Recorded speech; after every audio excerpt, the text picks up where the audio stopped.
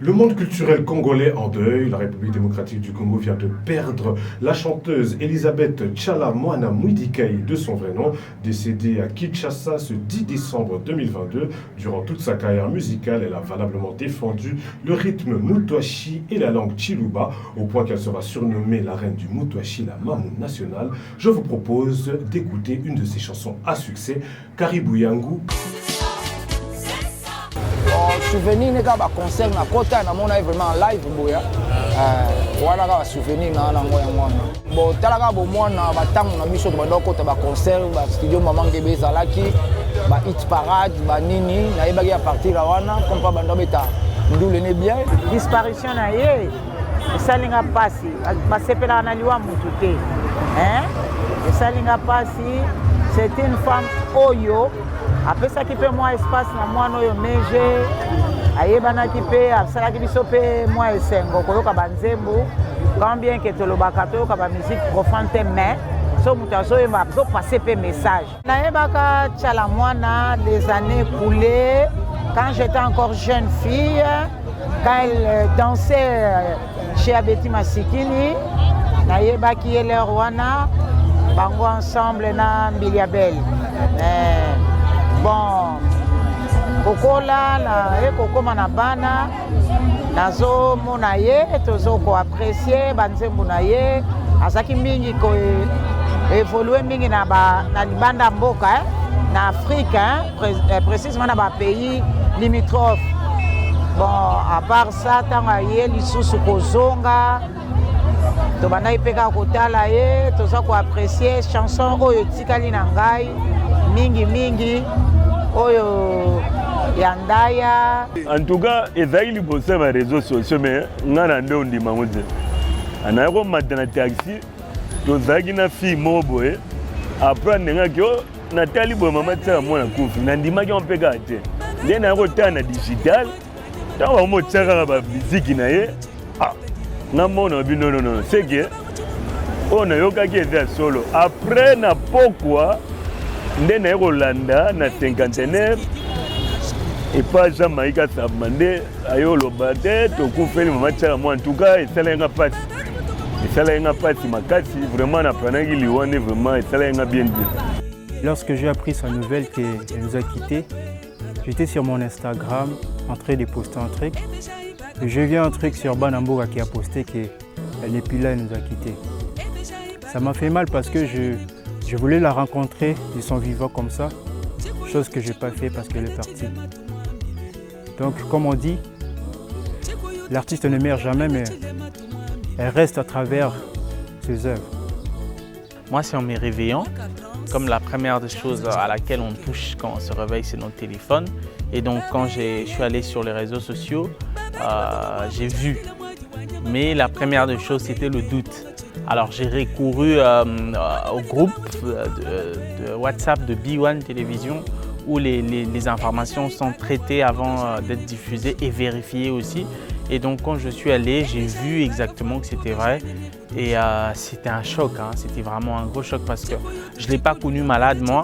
Je n'ai pas entendu voilà, ces derniers temps qu'elle avait des problèmes de santé ou quoi que ce soit. Donc c'est vraiment un très grand choc jusque-là. Voilà. Tchala Mwana dans la famille Masikini, ce n'est pas une étrangère. C'est quelqu'un qu'on a connu il y a longtemps dans la famille. Et je crois que c'est dans les années 80. Elle était là, elle revenait de Mbujimai et tout. Et là où elle était venue chez sa famille et il a rencontré l'ambiance de la maison d'Abeti Masikini. Elle avait vu des danseuses et tout, il y avait plein de danseuses qui exerçaient leur métier et elle était touchée aussi. C'est la raison pour laquelle elle était venue s'inscrire chez Abeti Masikini. C'était vers les années 80 je crois, j'avais 6, 7, 8 ans. C'était presque une famille, c'était la famille Kachama. Elle était venue chez eux et c'était déjà une famille avant qu'elle ne vienne. Donc c'était vraiment une famille et quand elle a pu s'inscrire chez Abeti Masikini, c'est par là que la famille a débuté. Elle restait chez nous, elle mangeait et elle faisait tout ce qu'elle pouvait faire en tant que membre de la famille. En fait, Tchalamouana n'était pas venue comme étant chanteuse. Tchalamouana est venue comme étant danseuse. Parce qu'à l'époque, il y avait tellement des talentueux. Il y avait des danseuses qui avaient des noms, des renommées comme des Feza, les Bilonda et tout. Et elle était venue aussi faire partie de ce groupe-là.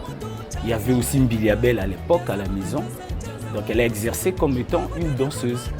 Ce n'est qu'après, lorsqu'elle a quitté Abeti, c'est là que je crois qu'elle est allée faire je crois c'était à Paris avec M. Suzy Kasseya, l'arrangeur. Je crois qu'ils ont sorti leur album, le premier album, je ne me souviens plus du nom de l'album, mais ça avait cartonné. Ah voilà. Abeti, c'était vraiment le travail. Si je me souviens bien, j'ai une bonne mémoire, c'était vers les matins, peut-être les heures tardives. 2 h, 1 h, elle réveillait toutes les danseuses pour aller s'entraîner. De 2 h jusqu'à 6 h, 7 h du matin, Abeti, c'était vraiment le travail. Je crois qu'en elle, j'ai vécu cela après Abeti. Tant la nouvelle est tombée comme un coup près, les mélomanes de la Mamou nationale ont encore du mal à réaliser le poids culturel de cette perte. Le départ inopiné de Tchalamouana est presque insupportable pour ses amis et connaissances qui décrivent chacun l'ipséité de cette valeur intrinsèque qui nous a quittés. C'était vraiment la Mamou nationale. Quand je suis censée évoquer Elisabeth Moudikai Tchalamouana, pour moi c'est celle qui a participé à la promotion et à la consécration de la musique, soit des arts congolais. C'est une grande dame et voilà, beaucoup de respect. Elle a décomplexé aussi le fait de ne pouvoir pas seulement chanter en français ou et en lingala, mais qu'on pouvait maintenant chanter aussi dans les langues du terroir. C'est à partir d'elle que cela est parti et raison pour laquelle je dis que son poids il est incommensurable et voilà quoi. Ça serait peut-être trop dur de parler d'une personne qui, moi j'ai dit, avec qui ça fait même pas... C'est moins d'un mois qu'on venait d'être ensemble, avec qui on a partagé un verre, on a parlé. Perdre Tchalamouana aujourd'hui, je crois, pour nous qui sommes Congolais, surtout nous qui sommes dans ces métiers depuis des années, c'est, je dirais comme on dit, perdre une bibliothèque. Cela veut dire que vous avez une chanteuse qui vient dans cette histoire avec sa façon de faire les choses, qui nous ramène sa marque, comme nous parlons aujourd'hui de Tchatcho, comme nous parlons aujourd'hui de R&B, tout ce que nous parlons, cela veut dire qu'elle nous amène la dynastie Moutouache. Cela veut dire qu'elle impose une marque, elle impose sa langue, elle impose les Chiluba, où tout le monde aujourd'hui, tu ne peux pas t'en passer. Cela veut dire étrangers, congolais, tout ce que tu veux comprendre c'est quoi les Moutouaches. Et voilà ce qui méritait le nom de la reine de Moutouache. Donc aujourd'hui, je dirais, on a perdu... Moi, j'aimerais bien parler des bibliothèques. Notre danse autour de la hanche et cette musique-là, elle y a mis une valeur ajoutée. Finalement, elle a incarné cette musique comme si c'était à elle. Pourtant, elle a pris ce qui était dans la rue pour l'amener à ce niveau-là. Tchalamouana, c'est quelqu'un qui a apporté un ajout assez important dans la musique congolaise. Parce qu'elle a exploité la musique folklorique, le folklore Luba notamment. Elle a su mettre ça dans un contexte où la rumba primait. C'est vraiment un trésor que nous avons perdu. Heureusement que la musique reste à travers les temps. Donc à travers sa musique, nous pensons qu'elle restera pour toujours. Mais nous n'avons pas su exploiter ces côtés-là parce que c'était vraiment une sorte de génie du temps moderne. En donnant la rumba, le Moutouachi ou la musique folklore Luba, c'est l'être de noblesse. Je craquais, je dis waouh. Je vais vous raconter une petite histoire par rapport à la chanson que je vais faire maintenant. Il y a quelques années de ça, j'ai croisé la route de Tchalamouana. Je t'avoue que j'étais assez impressionné. Et du coup, je me suis dit, il faut absolument que je fasse la cour à cette jeune femme. Donc, j'ai tenté ma chance. Franchement, elle ne m'a même pas regardé. Bon, alors du coup, je me suis dit, je vais changer de stratégie. Je vais écrire une chanson. je vais mettre 2 mots en lingala dedans. Et peut-être que si la chanson est bien, peut-être qu'elle va jeter un œil sur moi. Elle va se dire peut-être que ce mec-là n'est pas si mauvais que ça. Alors, j'ai fait la chanson, mais ça n'a pas marché non plus. Alors, elle ne sait pas que j'ai fait cette chanson-là pour elle. Mais bon, je dis ça ce soir parce que bon, comme c'est son anniversaire. Donc, je vais vous faire la chanson. Peut-être que vous allez reconnaître, peut-être que vous allez aimer. On va vous en faire un petit bout. Ça n'a pas marché avec elle, mais la chanson a marché. Elle. Oui, la chanson a marché. Ça a marché avec d'autres femmes, mais pas avec elle, malheureusement.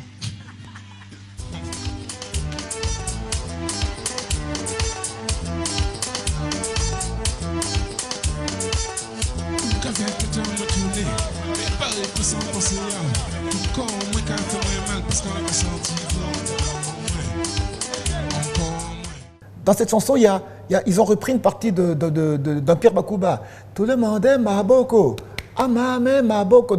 C'est l'époque où la musique zaïroise aussi était au firmament, mais principalement, c'était ça. Et ça, c'était Tchala Moana qui était écouté jusqu'aux Caraïbes.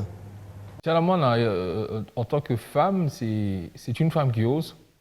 C'est une femme battante, on va dire, qui était sur sa lignée.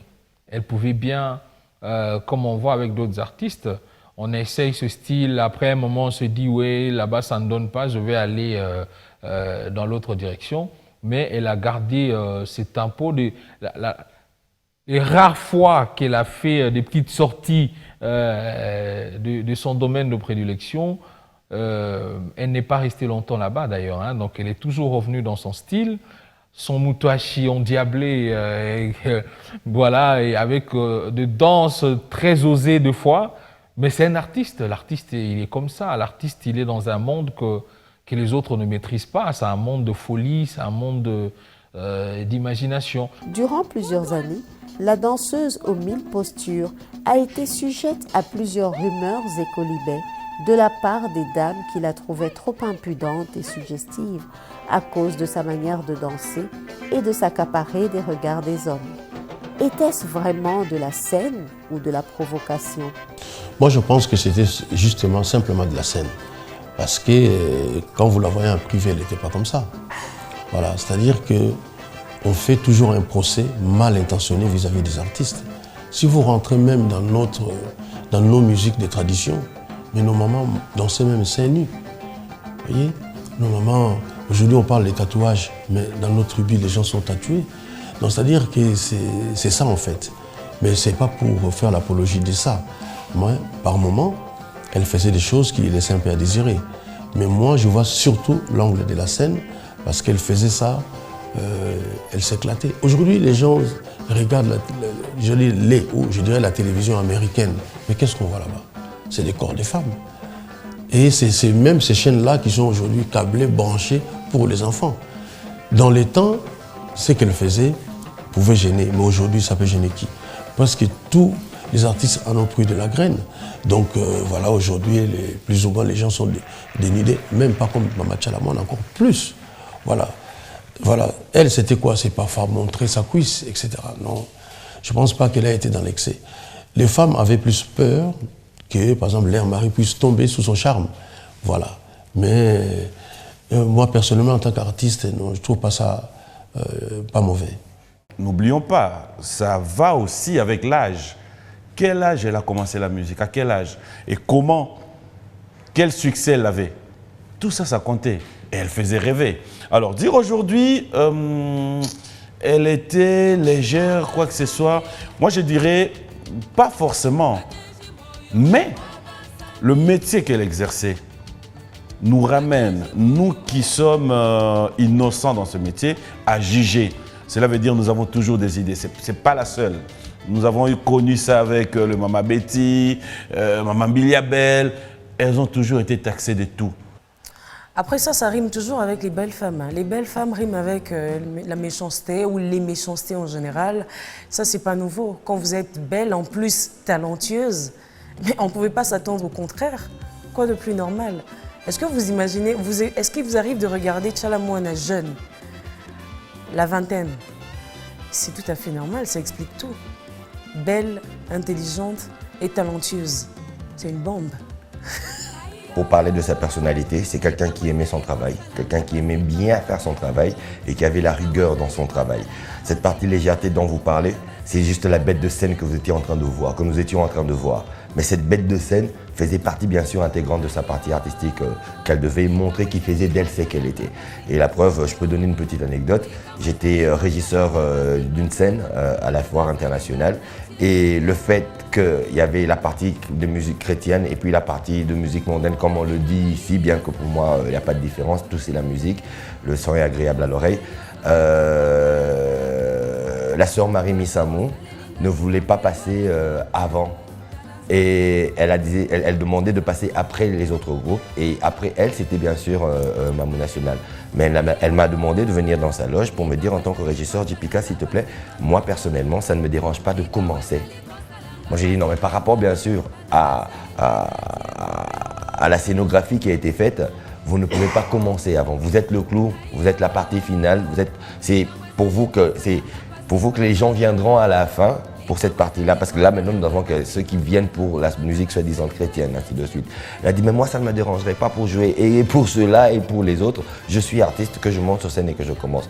Je lui ai dit maman s'il vous plaît faites indulgence. Elle m'a demandé combien de minutes, je lui ai dit 30 minutes. Elle m'a dit si dans 30 minutes cette première partie-là n'est pas finie, JPK moi je monte. Et j'ai dit ok d'accord, j'ai fait respecter bien sûr le timing qui était bien sûr prévu, et après quand je suis venu le chasser, elle a dit ah moi j'aime ça. Quand on travaille dans l'ordre et quand on promet, on réalise, ça c'est bon. J'ai toujours envie que les gens fassent le distinguo entre l'actrice qu'on voit sur scène, les effets scéniques, hein, n'est-ce pas, et l'être humain qu'on peut côtoyer au quotidien, qu'on peut rencontrer dans sa cuisine, hein, au salon et tout ça. C'est finalement deux personnes parce qu'il s'agit de rôles et de statuts. Moi, personnellement, lorsque j'ai appris à observer, à m'approcher de Tchala Moana, je me suis dit, mais tiens, mais qu'est-ce qu'elle est si molle comme ça? Mais pour un être humain, pour une femme, elle était d'une timidité inouïe. Franchement, je dis tiens, mais elle ne parle pas. Alors je l'observais vraiment dans les yeux pour dire, mais c'est elle. Alors qu'est-ce qui fait que sur scène, elle soit aussi époustouflante? Mais j'ai eu ma réponse moi-même, parce que je me dis, en tant qu'être humain, en tant que femme, en tant que présidente des femmes du Congo, en tant que personnalité, peut-être qu'elle observe la société, beaucoup écouter pour donner le meilleur d'elle-même lorsqu'elle s'exprime en public. Mais maintenant, en tant qu'artiste, il y a cette magie de la scène.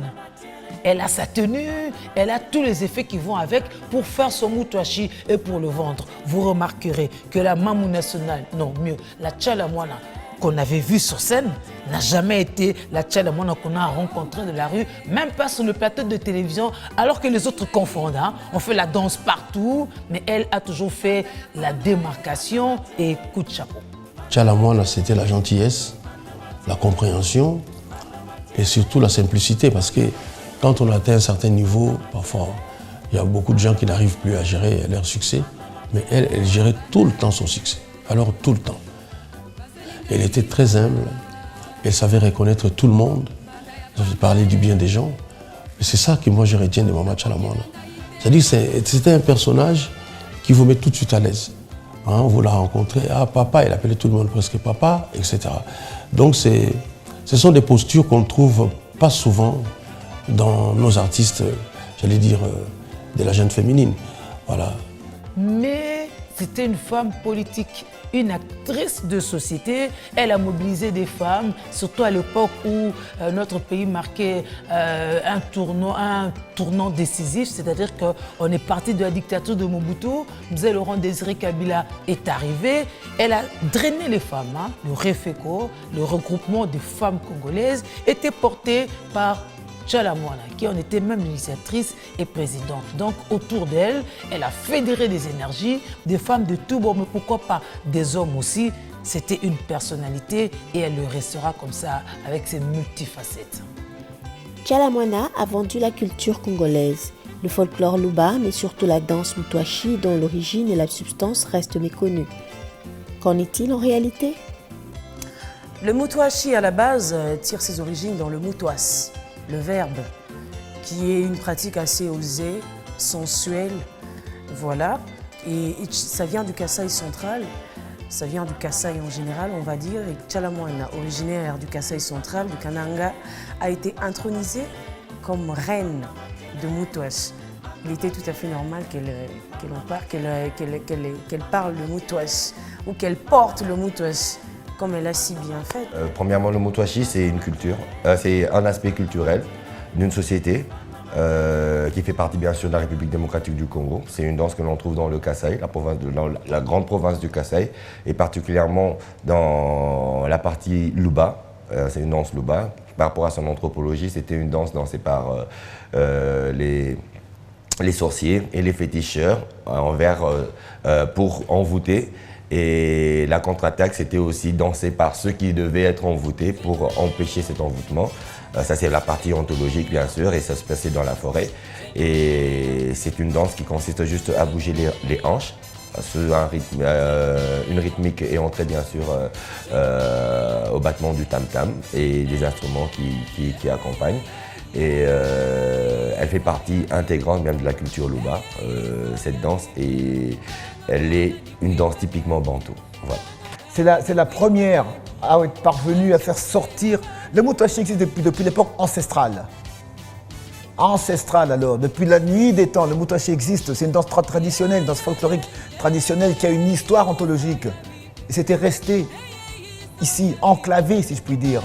Mais c'est elle. Si le Moutouachi est connu dans le monde entier, au-delà des frontières de l'ex-Zaïre, parce que ça veut dire que tout ça s'est passé, c'était encore le Zaïre, et bien si le Moutouachi est passé au-delà des frontières de l'ex-Zaïre, c'est grâce à Tchalamwana. C'est elle.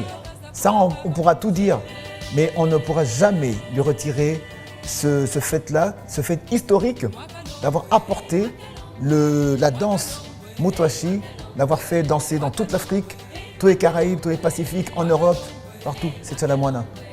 Je peux mettre de la musique? Ouais. C'est quoi cette musique de sauvage? Bilandou, comme les Santos Mutubile, où sont les Boulaïma, où sont les documentaires? Voilà, pour des politiciens, des renommes, où sont les documentaires? Non, ne parlons même pas des artistes, parce que tout ça, ça n'existait pas.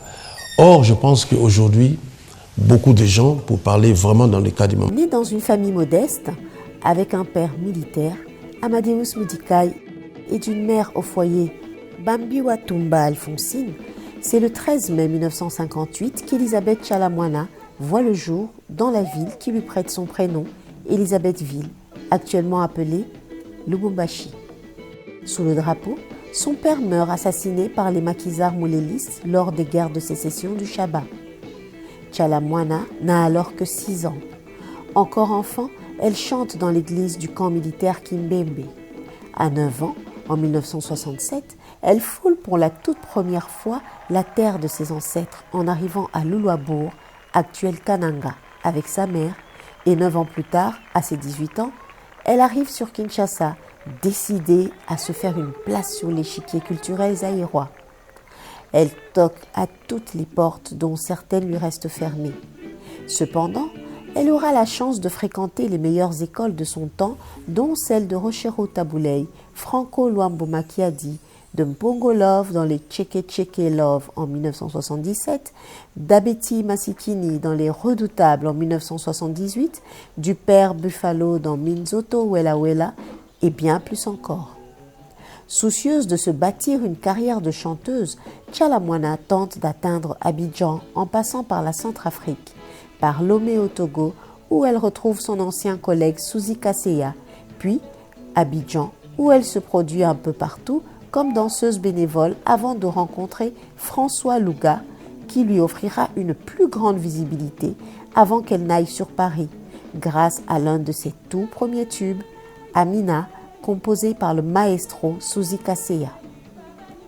Avec la contribution de son manager et ami Ram Ouedraogo, qui deviendra plus tard ministre au Burkina Faso, Tchalamwana a un créneau. Il lui suffit de foncer et le tour est joué. En août 1981, elle trouve l'opportunité de faire la première partie du très populaire Ernesto Djedje et Jimmy Hyacinthe.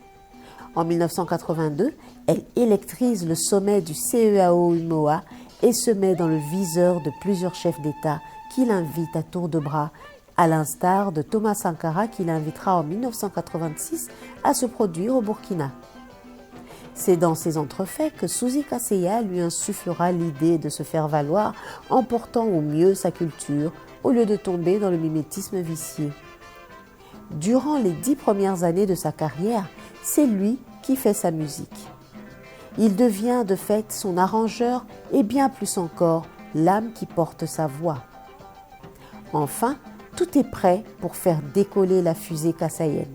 La volonté, la plastique, la danse, la musique, la voix, ainsi que le carnet d'adresses, tout y est. La fusée est enfin en orbite dans les hautes sphères, allant de collaboration en collaboration avec des sommités telles que Aladji Touré, Manu Lima, Pepe Kale, Suzy Kaseya, Bonkana Maïga, Papa Wemba et bien plus encore. En guise de reconnaissance, le samedi 24 mai 1990, le Collège des grands chefs coutumiers de Kananga la couronne Kasawachanda fétiche. En 1997, elle se lance en politique et devient députée. Et avec la complicité de son fidèle joker Suzy Kaseya, elle fonde le regroupement des femmes congolaises REFECO qu'elle présidera jusqu'à sa mort. Notez que durant sa carrière, la Mamou nationale a accumulé beaucoup de prix et récompenses tels que le Kora en 2003 et des Koundé en 2010 au Burkina Faso pour n'épingler que les plus récents. 22 albums, tous à succès, ont laissé son empreinte indélébile dans la discographie congolaise. La reine est morte, vive la reine!